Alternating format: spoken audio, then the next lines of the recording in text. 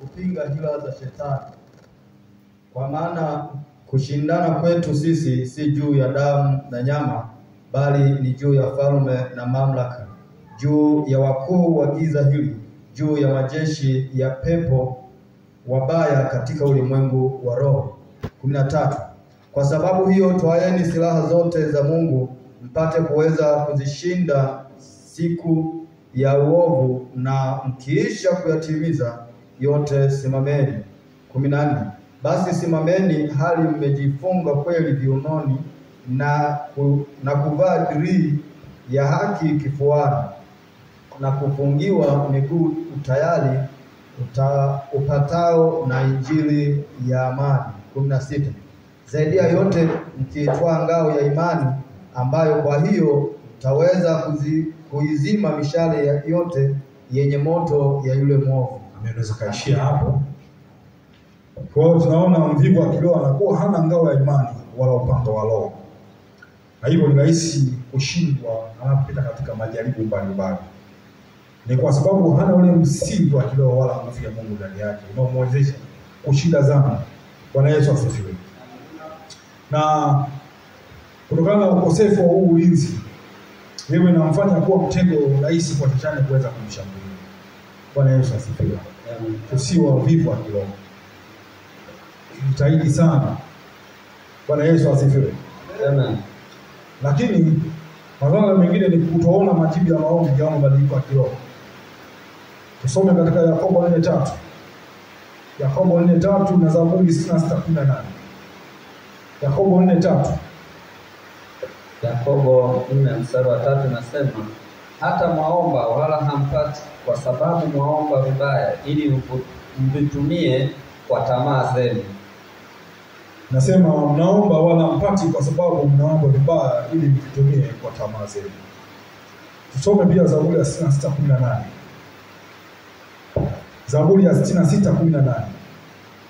Zaburi 66:18 anasema, kama ningaliwaza maovu moyoni mwangu, Bwana asingesikia.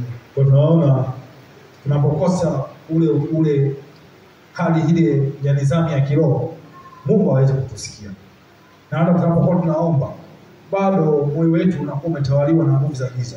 Hatuwezi kuomba kwa haki, kwa mapenzi ya Mungu. Tunaomba vibaya kwa sababu ya tamaa zetu wenyewe. Lakini pia hata tunapoomba, Mungu hawezi kusikia kwa sababu maovu yamejaa ndani ya mioyo yetu. Bwana Yesu asifiwe. Amen. Bwana Yesu asifiwe. Amen. Kwa tunaona mtu mvivu wa kiroho anaomba hana mwongozo wa Roho Mtakatifu. Anaomba kwa hisia. Na ni rahisi sana mtu huyo kuomba tu anakuwa na mazoea ya kidini. Tunaposema kidini sio kwa maana kwamba ni ile hali ya kimazoea zaidi, lakini sio hali ya kimungu. Ni kwa sababu tumezoea natakiwa nipige magoti niombe. Bwana Yesu asifiwe. Maombi haya yanakosa utaratibu na ule nguvu ya kimungu ndani yako kuweza kujidhihirisha. Yanaishia hapo kama unaongea mwenyewe. Hana athari yoyote ya kimungu ndani yako na kwa watu wengine. Bwana Yesu asifiwe. Amen. Bwana Yesu asifiwe. Amina. Lakini pia tuna hali ile ya kupoa kiroho. Kuishi kwa mazoea ya dini bila moto wa roho. Tunapokuwa tuna uvivu wa kiroho, tunayasababisha matokeo yake kuwa kupoa kiroho. Bwana Yesu asifiwe. Amina. Tusome katika Ufunuo 3:15 na 16.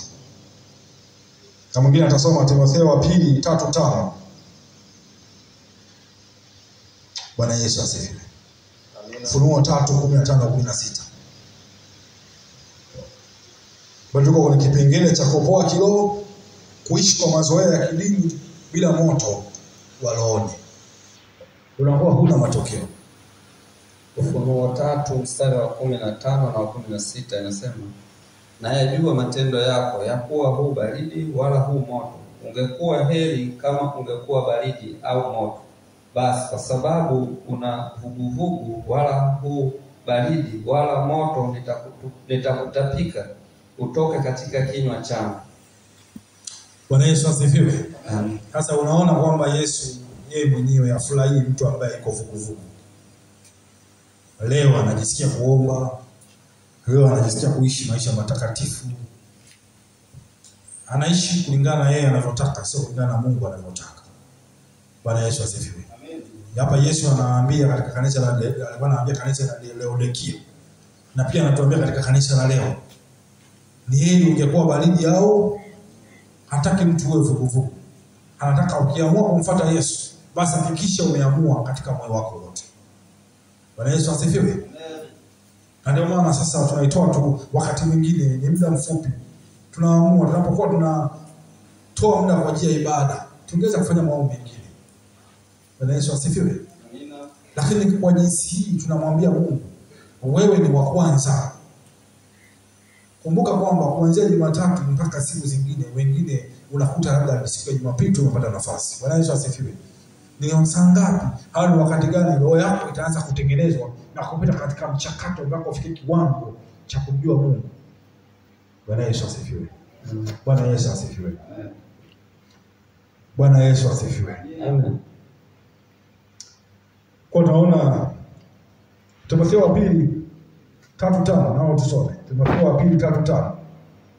Timotheo wa pili 3:5 anasema, wenye mfano wa utauwa lakini wakikana nguvu zake, hao nao ujiepushe nao. Neno la Mungu linasema kuna watu wana mfano wa utauwa lakini wakikana nguvu zake. Bwana Yesu asifiwe. Bwana Yesu asifiwe. Kwa hiyo kukua kiroho ni hali ya mtu kuendelea kuwa na sura ya kidini. Ile sura ya mtu akikuona anaona una sura ya kitaua. Lakini kwa kweli ulishaiacha njia siku nyingi. Sisi kwa sababu ni wanadamu hatuwezi kuona, lakini Mungu aliye sirini anaona na anakufahamu jinsi ulivyo. Bwana Yesu asifiwe. Bwana Yesu asifiwe. Amen. Na tunaona tunapopoa kiroho tunakosa ile hali ya kumtafuta Mungu. Ule moto ambao ulikuwa ndani yetu. Moto wa kumtafuta Mungu, kusikia kukaa uweponi mwa Mungu kila wakati. Unapoa. Unaona mzigo. Unaona Daudi anasema katika Zaburi ya 23, nami nitakaa nyumbani mwa Bwana milele. Na Zaburi ya 27 inasema hivyo. Bwana Yesu asifiwe. Bwana Yesu asifiwe. Tuangalie sasa nini sasa tufanye ili walau kuhakikisha kwamba tuna ile hali ya kupoa kiroho inaondoka. Kwanza najua kwamba shetani anaogopa sana Wakristo wanaoomba kwa bidii. Ni watu hatari. Benson Idahosa ni watumishi wachache sana katika nyakati zilizopita. Ni kama tunamzungumzia Moses Kolola hapa Tanzania. Taifa la Nigeria lina watu zaidi ya milioni 350. Taifa kubwa Afrika lenye idadi ya watu wengi nadhani kuliko taifa lolote wa Afrika. Alikuwa ni miongoni mwa watu hatari sana ambao Mungu aliweka neema ya kukua kwa Kristo na historia. Bwana Yesu asifiwe. Bwana Yesu asifiwe. Amina. Tunamwona huyu Benson Idahosa kwa nyakati zile. Alikuwa na ile neema kutokana na ule uhusiano wake na Mungu. Alikuwa na nguvu ya kuweza kusimamisha nguvu za giza. Ile mikutano ya kidunia ilikuwa ikifanyika. Yeye mtu huyu mmoja, sio mkutano wa watu nguvu za giza wa labda tuseme wa sehemu hii pekee yake kwa moto. Dunia nzima. Bwana Yesu asifiwe. Amen. Jua kabisa kama wewe ni mtu hatari sana. Yaani hivi tulivyo tunavyoona. Katika hali ya maombi. Wewe huko kwako umekwenda nyumbani kwako katika upande huo. Nasema naangusha kila ngome. Bwana Yesu asifiwe. Na kila mmoja, kila katika sehemu yake, katika nafasi yake ni watu hatari sana katika ufalme wa giza. Usio kajiona wewe wa kawaida.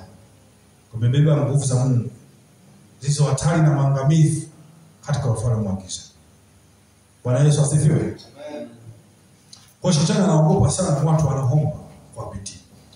Na Biblia inasema wenye haki wakiomba kwa bidii, majibu wanajibiwa. Bwana Yesu asifiwe.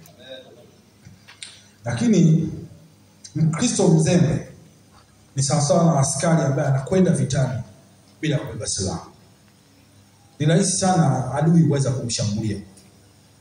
Ni kweli anaonekana ni askari lakini hana silaha. Bwana Yesu asifiwe.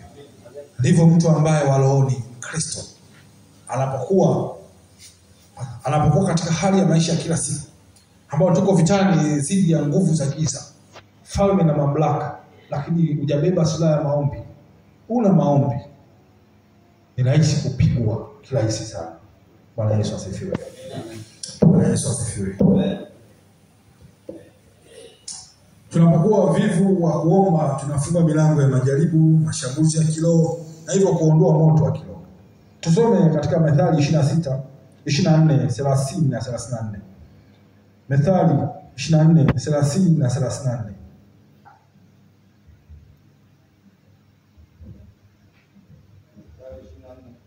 Amen. Methali 24 mstari wa 30 anasema mpaka 34. Na anasema, nalipita karibu na shamba la mvivu na shamba la mizabibu la mtu asiye na akili. Kumbe lote pia limemea miiba, uso wake ulifunikwa kwa viwawi na ukuta wake wa mawe umebomoka. 32. Ndipo nilipoangalia na kufikiri sana, naliona nikapata mafundisho, bado kulala kidogo, kusinzia kidogo, bado kukunja mikono upate usingizi. 34. Vivyo hivyo umaskini wako huja kama mnyang'anyi na uhitaji wako kama mtu mwenye silaha. Amen. Bwana Yesu asifiwe. Amen. Biblia inatufundisha juu ya habari ya uvivu wa kiroho. Tujitahidi sana kuwa na bidii katika maombi. Wote hapa Mungu alivyotuokoa, ametuokoa kwa sababu maalum. Na kama ungeweza kufunuliwa macho katika ulimwengu wa roho, ungeweza kuona. Mtume Paulo wakati anaeleza juu ya habari ya silaha za roho, kama vita vyetu si juu ya damu na nyama kama tunavyoona. Unaweza kuona ndugu yako amekukosea lakini nyuma kuna roho nyingine. Na kwa sababu hatuoni mambo ya roho, Bwana Yesu asifiwe. Amen. Ni vigumu sasa kuweza kumlaumu ndugu yako, kazani ndugu yako ndio wasababisha. Tunapoona hatari katika nchi, mambo mbalimbali yanatukia, ni kwa sababu wakati mwingine tumeshinda kuomba. Nakumbuka siku moja Mungu ananiambia, na amesimulia na kurudia karibu mwaka mzima, taka uombe juu ya watumishi, wachungaji duniani. Karudia mara nyingi. Kwa sababu kuna wachungaji wamesharudi nyuma na wengine wanafikiria kurudi nyuma kabisa. Bwana Yesu asifiwe. Bwana Yesu asifiwe. Kwa hiyo Mungu anapoachilia neema ya maombi, tunamwambia Mungu fanya, tenda, na nampa nafasi ya wewe kuweza kutenda ndani yetu. Ametupa mamlaka ya kuishi wana wa Mungu katika dunia hii.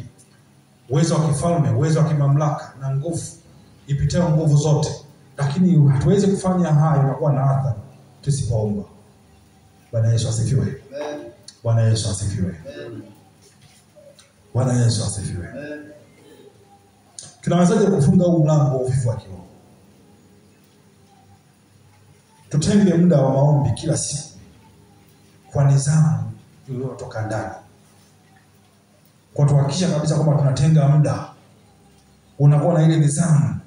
Kama ambavyo mambo mengine unakuwa na nidhamu nayo, basi mambo ya Mungu tuyape kipaumbele cha hali ya juu. Bwana Yesu asifiwe. Tumwangalie mtumishi wa Mungu huyu Danieli. Alikuwa anaomba kwa siku, anatenga muda.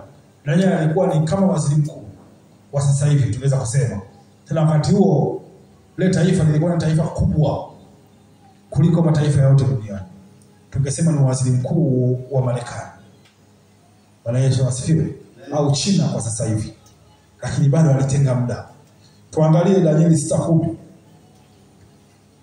Danieli 6:10. Tenga muda wa maombi kila siku na kuwa na nidhamu. Ni kuhakikisha kwamba kile ulichokusudia unakitenda. Bwana Yesu asifiwe. Danieli 6 mstari wa 10 inasema, Hata Danieli alipojua ya kuwa yale maandiko yamekwisha kutiwa sahihi, akaingia nyumbani mwake, na madirisha katika chumba chake yalikuwa yamefunguliwa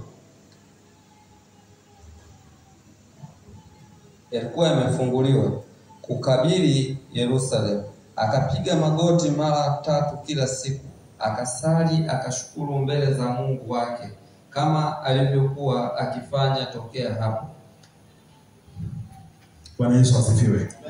Omba, tenga muda wa maombi kila siku na kuwa na nidhamu ya mwendelezo wa ule muda ambao umemtenga. Danieli tunamwona alikuwa anaomba asubuhi, anaomba mchana, anaomba jioni, anaomba na usiku pia. Na aliendelea kufanya kama ilivyokuwa huko nyuma. Pamoja na zuilio ambalo lilikuwa limewekwa la kutokufanya hivyo la kimamlaka. Mtu ambaye alikuwa anaonekana amefanya hivyo alikuwa anauliwa. Bwana Yesu asifiwe. Lakini Danieli pamoja na mambo yote haya aliona si kitu, akaona kumtii Mungu. Na hata sisi tunapoweka nidhamu na kuamua, Mungu mwenyewe anavyoangalia nia yetu, anatusaidia. Tuangalie sasa njia nyingine ni kuomba kwa msaada wa Roho. Anatusaidia hata katika udhaifu wetu. Tuangalie Warumi 8:26. Warumi 8:26. Warumi 8:26. Warumi 8 mstari wa 26 inasema, kadhalika Roho naye hutusaidia udhaifu wetu, kwa maana hatujui kuomba jinsi itupasavyo, lakini Roho mwenyewe hutuombea kwa kuugua kusikoweza kutamkwa.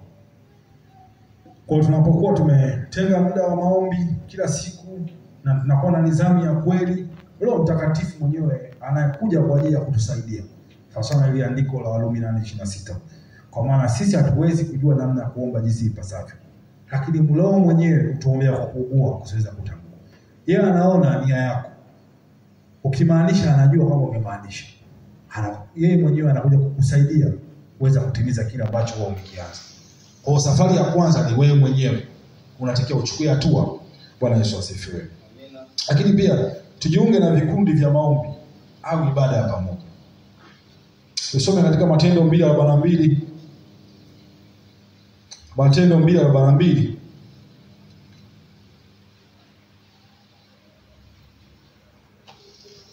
Matendo sura ya 2 mstari wa 42 nasema, wakawa wakidumu katika fundisho la mitume na katika ushirika na katika kumega mkate na katika kusali. Kwa tunaona kwamba kanisa la kwanza walikuwa wakidumu katika fundisho. Neno kudumu na maana kwamba ilikuwa ni kitu ambacho ni endelevu, ilikuwa ni maisha yao. Bwana Yesu asifiwe. Amen. Na hata sisi sasa tunafundishwa kwamba ili tuweze kuondoa ile uvivu wa kiroho, ni lazima tudumu katika fundisho la neno la Mungu. Katika ushirika na kama hivi tunapokusanyika pamoja. Nao ni ushirika. Bwana Yesu asifiwe. Amen. Bwana Yesu asifiwe. Amina. Na katika kumega mkate na katika kusali. Lakini pia tusome neno la Mungu na kulitafakari neno la Mungu kila siku. Kusoma Zaburi ya 1:2-3 nalo linatuambia, Zaburi ya kwanza 2:3. Zaburi 1:2-3. Zaburi 1:2-3. Nasema, mwisho wa siku hizi amesema nasi. Zaburi 1:2-3. Zaburi 1:2-3. Zaburi 1 mstari wa 2 na 3. Bali sheria ya Bwana ndiyo mpendezayo, na sheria yake huitafakari mchana na usiku. Naye atakuwa kama mti uliopandwa kando ya vijito vya maji, uzaao matunda yake kwa majira yake, wala jani lake halinyauki, na kila alitendalo litafanikiwa. Bwana Yesu asifiwe. Tunaona tunapoendelea kukaa katika neno la Mungu, nasema sheria ya Bwana ndio impendezayo mtu huyo. Tutafika kiwango tutatoka katika hali ya kawaida, tutaanza kuifurahia sheria ya Bwana ndani yetu. Bwana Yesu asifiwe. Amen. Bwana Yesu asifiwe. Amina. Na hiyo sheria tutakuwa tunaitafakari mchana na usiku. Lakini pia jifunze kushinda usingizi wa kiroho. kuna ule usingizi wa kiroho. Bwana Yesu asifiwe. Amina. Mazoezi ya kiroho kama kufunga, kutafakari usaidia sana kuweza kufufua ule moto wa kiroho ambao tayari ushazimika. Kwa hiyo tunapokuwa tunafunga, tunakesha mikesha kama hivi, ukitangazwa mikesha jitahidi sana, kwa sababu Roho wa Mungu anapenda sana tuje. Hivyo hivyo unavyoona tunakaa katika ile maombi, inaonekana kama ni jambo la kawaida. Hivyo unavyoona hivyo, umechoka lakini unajitahidi. Nikwambie, mbele za Mungu kuna thawabu kubwa mno, na kupitia hivyo tunajengwa hatua kwa hatua. Bwana Yesu asifiwe. Bwana Yesu asifiwe. Unajua, tangu mwanzo Mungu alipomuumba mwanadamu, Mungu alimkusudia yeye awe na ushirika naye katika bustani ya Edeni. Ni pale tu alipokosea Mungu sasa akaanza kuweka utaratibu mwingine. Mungu akazoea kuwa na ule ushirika wa kuzungumza na mwanadamu kila saa. Na hiyo hali ambayo bado Mungu anaitamani kuiona katika Mkristo. Bwana Yesu asifiwe. Sisi tunapokataa kuweka katika hali, kukaa katika mazingira, kutengeneza nafasi ili Mungu aweze kuzungumza, ili sisi tuwe na ushirika naye, tunamzuilia. Bwana Yesu asifiwe. Amina. Bwana Yesu asifiwe.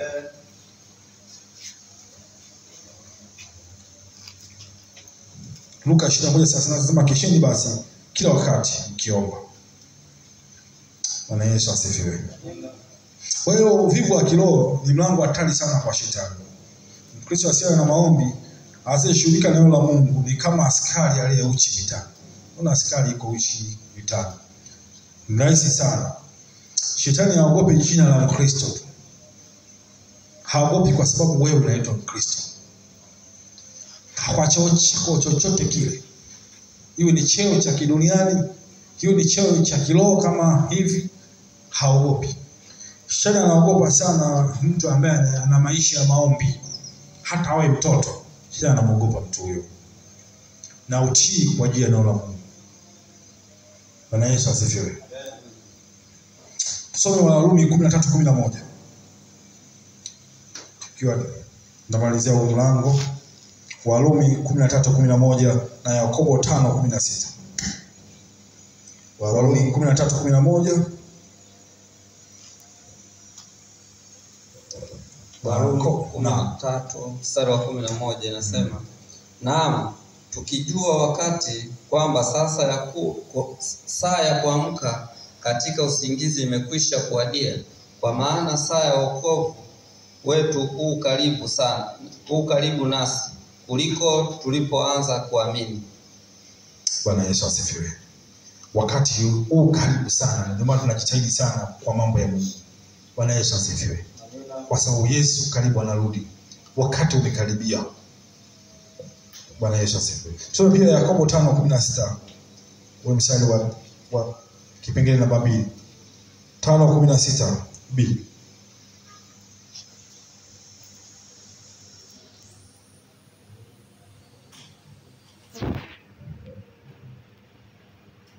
Yakobo 5:16 kwa maombi ya mwenye haki.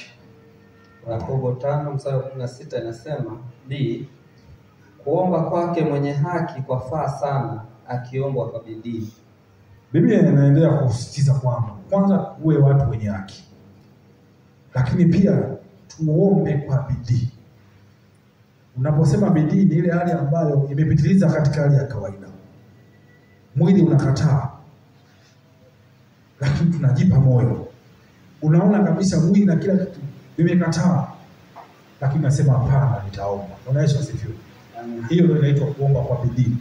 Ni maombi ambayo ni maombi yale yanapita hali ya ubinadamu wa kawaida. Unaenda level nyingine na Mungu anajua kabisa umechoka, lakini bado wewe unakaza mwendo kwa ajili ya kuomba Mungu.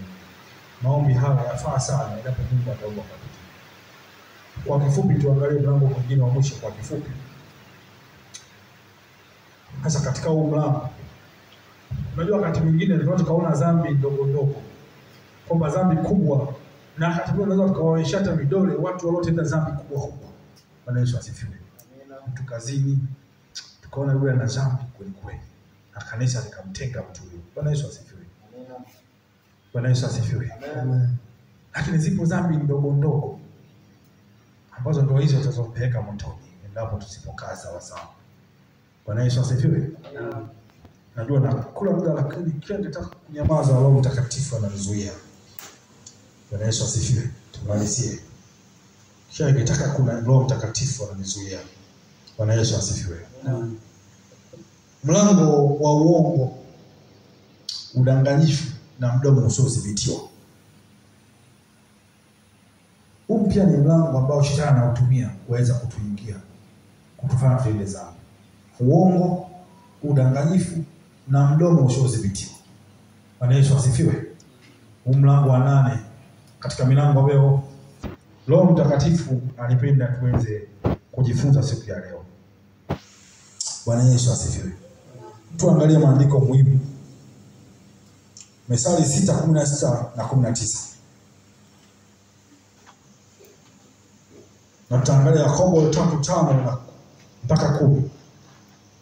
Methali 6:16 na 19.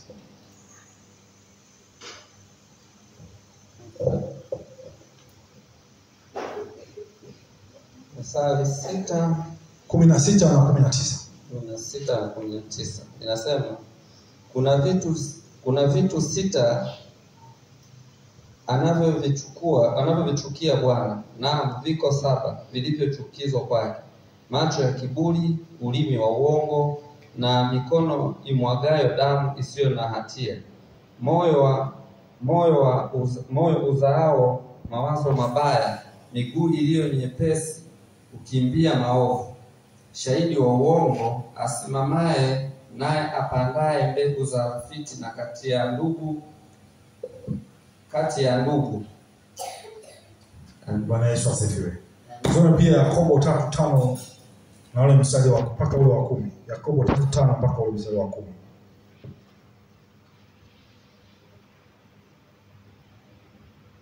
Yakobo 3 sura 5 mpaka ule wa 5. Vivyo hivyo ulimi nao ni kiungo kidogo, nao hujivuna majivuno makuu. Angalieni jinsi moto mdogo uwashavyo msitu mkubwa sana. Nao ulimi ni moto ule ulimwengu